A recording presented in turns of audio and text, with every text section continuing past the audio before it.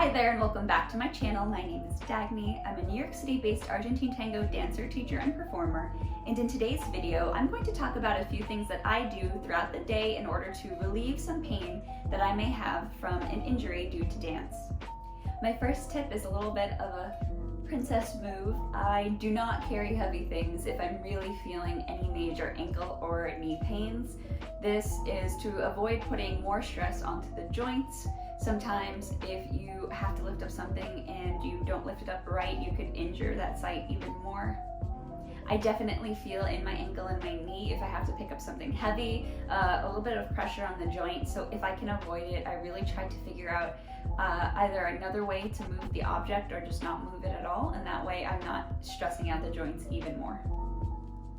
My next tip is to walk slowly, and as a very busy New Yorker who's walking so fast, faster than some people run probably, I really try to slow it down when I have an injury, especially downstairs.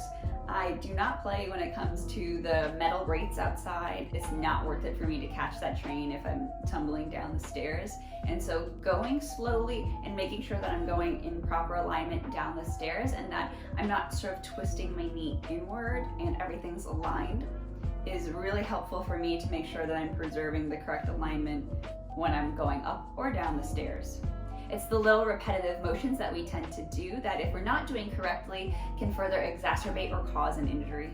When I'm home, I always wear slippers. So these guys, they're always on my feet.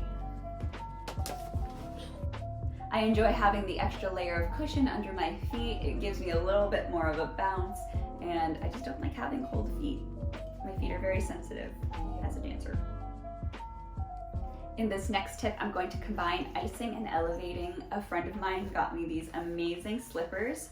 They are like a gel pack that you can freeze, but they're in the shape of slippers. And so I can combine elevating my feet. And so I usually just lay on my bed and put my feet on the wall with icing my feet, which is amazing after a milonga or dancing for a while. And so I can get the cooling benefits from ice and kill two birds with one stone by having my feet up on the wall and letting all of the pressure and the blood flow come out of my feet and flow down.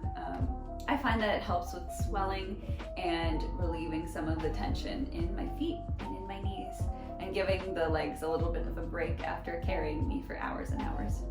Over the years, I have learned to give myself a massage, and I use this little therapy ball, but you can find just a tennis ball as well. I like to put it typically in the lower part of my back. It feels amazing. Just after a long dance session, holding our muscles engaged. It could be very tense, and if you don't have a masseuse on hand, a tennis ball actually works really well. And so I've learned how to give myself a massage with the ball. This helps me just relieve any tension that I've been holding on, especially because in high heels we're constantly keeping our legs tense as we're at the balls of our feet. And so I also like to massage my lower body, so my calves and my thighs as well. I've also gotten a foam roller, which is so painful, but is supposed to help with recovery as well. And so there are many fabulous videos on YouTube to find out more about foam rolling, but I would say learning how to massage yourself is super important in order to just maintain your overall body health as a dancer. So I just grabbed my ginger tea because one of the things that I definitely do throughout my day at home is to try to drink as much ginger tea or turmeric tea as possible. Anything with anti-inflammatory benefits, I really try to incorporate into my food, into my diet, and I just find that it is supportive for my overall health. It's helping keeping inflammation low. I also take other herbs that are shown to have anti-inflammatory properties. I try to incorporate spices into my foods as well. And I try to keep a diet low in processed foods and sugars and just basically anything that's gonna cause undue inflammation in my body. I'm not crazy, I do like my cake on occasion, but on a daily basis, I do try to eat healthy and fuel my body with good, vibrant foods in order to keep my physical body as healthy as possible because I'm putting it through so much stress from the dancing. Editing Dagny here. I also have a video on anti-inflammatory foods that I eat throughout my day if you want to check it out here. And my last tip is sleep, sleep, sleep, sleep, sleep, sleep. As much as possible, as much as you can. I personally try not to set an alarm if I can, and I sleep on average about 9 hours, especially during the pandemic. I think I spent the first 2 months actually sleeping about 12 hours a day. My body was so happy. I try to allow it as much time as it needs in order to recover. So much of the repair of our body happens while we're sleeping. And so if you can create a bedtime routine that will help optimize your sleep experience, getting to bed early enough, getting enough sleep, that's all going to help with the recovery process for your body. It's super important. Please do not skimp on sleep.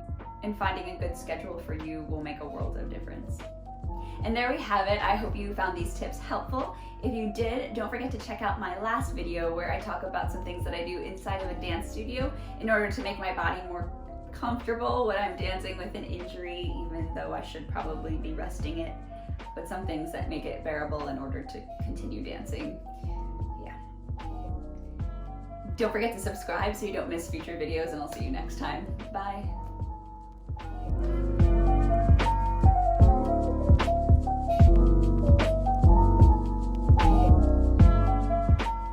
Hi there, and welcome back to my channel. My name is